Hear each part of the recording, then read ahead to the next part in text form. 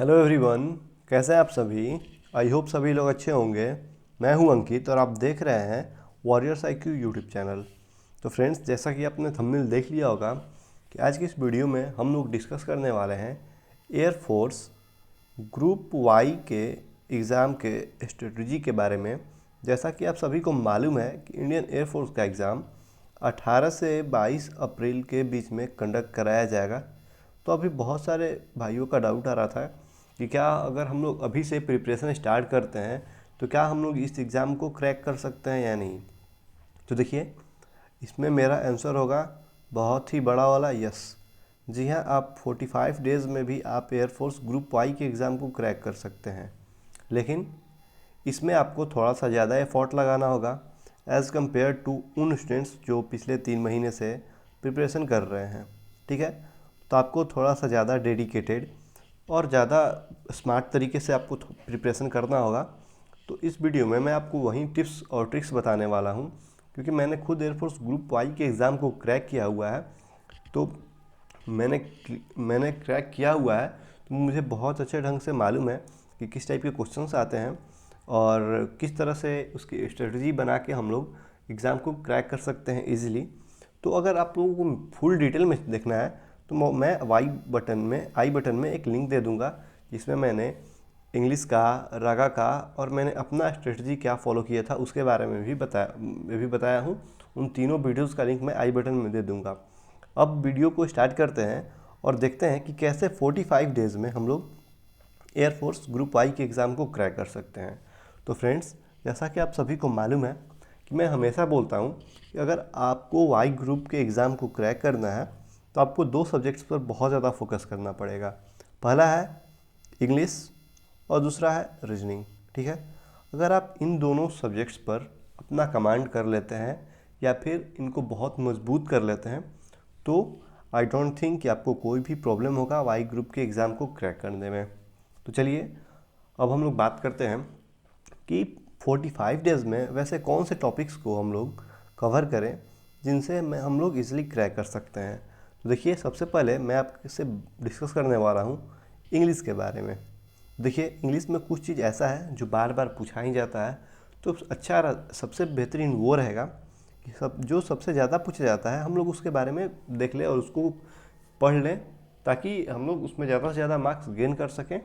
तो देखिए, सबसे पहला टॉपिक है नरेशन। आपको हर हाल में नरेशन कंप्लीट करना है। वॉइस, इसको आपको इन दोनों टॉपिक्स को कंप्लीट कर लेना है। इसके अलावा सिंटैक्स टॉपिक सॉरी जिसमें आपको सब्जेक्ट वर्ब एग्रीमेंट भी बोला जाता है। इसके अलावा टेंस। ठीक है, इन 4-5 टॉपिक्स को आप कर लेते हैं तो इजीली आप इनमें 4 मार्क्स गेन कर सकते हैं। इनमें बहुत, देखिए, जो एयरफोर्स के इंग्लिश का लेवल होता है बहुत ही ईजी आता है, तो आप 45 डेज में इसको बहुत ही आसानी से क्रैक कर सकते हैं इंग्लिश को और वाई ग्रुप को, बशर्ते आपको मालूम हो सही तरीका और सही टॉपिक्स कि आपको क्या पढ़ने हैं।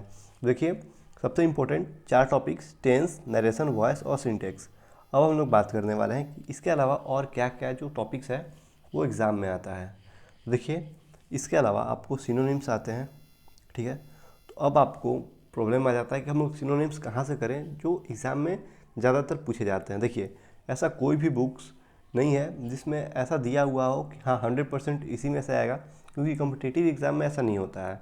ठीक है, तो हम लोग कुछ ऐसा भी नहीं है कि हम लोग डिक्शनरी ही रट लें, और एटलीस्ट 45 डेज़ में तो वो पॉसिबल भी नहीं है।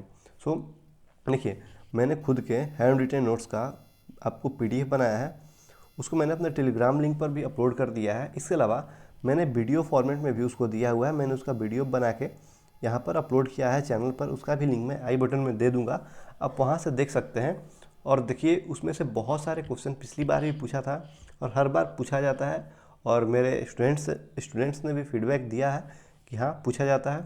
सो बेफिक्र होकर अगर आप उसको सिनोनिम्स को क्लियर कर लेते हैं तो आप आसानी से सिनोनिम्स 2 मार्क्स का, लगभग एंटोनिम्स को मिला के सिनोनिम्स और एंटोनिम्स 2 मार्क्स का आप इजीली गेन कर सकते हैं।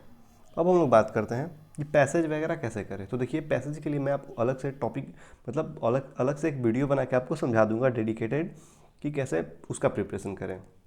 देखिए, बाकी वोकेबलरी के लिए जैसे आपको इडियम्स हो गया, ठीक है, वन वर्ड सब्स्टिट्यूशन हो गया, इनके लिए आपको क्या करना है, आपके पास अगर लूसेंट की बुक है तो आप उसको पढ़ सकते हैं। आपके पास मोटी वाली हो या फिर एक स्पेशल एयरफोर्स के लिए आती है, उनमें से कोई भी हो आप उसको पढ़ सकते हैं और इजीली मतलब आप अच्छे मार्क्स गेन कर सकते हैं। बट हाँ, आपको एटलीस्ट डेली 3 से 4 घंटे पढ़ाई करना होगा, तभी आप अच्छे ढंग से आप मतलब इसको 45 डेज में क्रैक कर सकते हैं। अब हम लोग बात करने वाले हैं रागा के बारे में। तो देखिए, रागा में जो सबसे इम्पोर्टेंट होता है वो होता है रीजनिंग, ठीक है। क्यों ऐसा मैं बार बार बोलता हूँ कि रीजनिंग इतना ज़्यादा इम्पोर्टेंट है? देखिए, रागा 30 मार्क्स का होता है, जिसमें से आपको 17 से 18 क्वेश्चन आपको रीजनिंग का होता है, और इसमें भी आपको 5 क्वेश्चन केवल और केवल नॉन वर्बल और बाकी के 13 क्वेश्चन आपको वर्बल के देखने को मिलते हैं, ठीक है। तो जो नॉन वर्बल के क्वेश्चन होते हैं वो थोड़े से डिफ़िकल्ट लेवल के होते हैं, उनका लेवल थोड़ा हाई रहता है और टाइम कंज्यूमिंग रहता है, और रागा में सबसे ज़्यादा प्रॉब्लम क्रिएट करता है टाइम ही। मैं सबसे पहले बोलता हूँ कि आप लोग एक बुक है रीजनिंग का, जो मैं हर एग्ज़ाम के लिए यूज करता हूँ, how to crack test of reasoning. ये बहुत ही बेस्ट बुक है, आप इसको बाई कर सकते हैं, और या फिर इसके अलावा मैंने इसका पीडीएफ भी अपने टेलीग्राम पर अपलोड किया हुआ है, आप वहाँ से भी देख सकते हैं। और उसमें से सबसे पहले नॉन वर्बल के सारे क्वेश्चंस आप लोग लगा जाइए, जितने भी क्वेश्चन हैं नॉन वर्बल के, अगर आप उसको कर लेते हैं सो आई डोंट थिंक कि आपको एग्ज़ाम में कुछ भी प्रॉब्लम होने वाला है। फिर हम लोग बात करते हैं कि चलिए नॉन वर्बल भी हम लोग कर लेते हैं। अब हमारे पास आता है कि वर्बल को कैसे करें।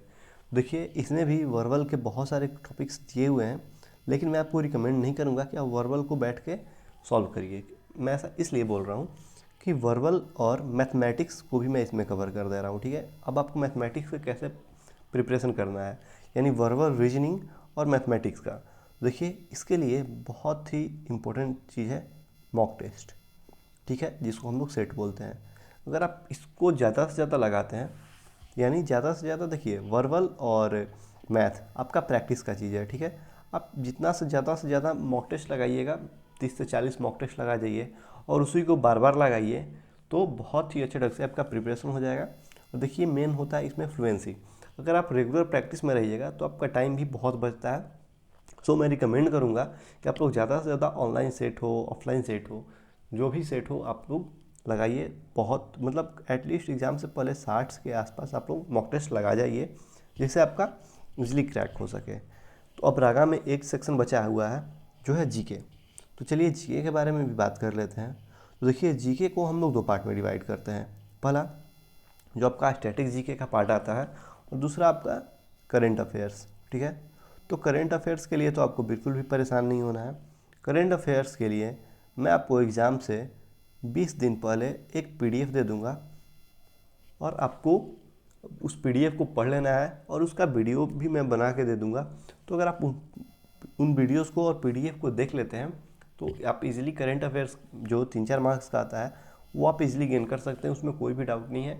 उस पीडीएफ से बाहर एक भी क्वेश्चन आपको नहीं मिलेगा, और ऐसा भी नहीं है कि पीडीएफ में 5000 करेंट अफेयर्स रहेगा। मैक्सिमम मैं 100 करेंट अफेयर्स के आसपास देता हूँ, पिछली बार भी दिया हुआ था, और उसमें से लगभग सारे क्वेश्चन उसी में से आए हुए थे।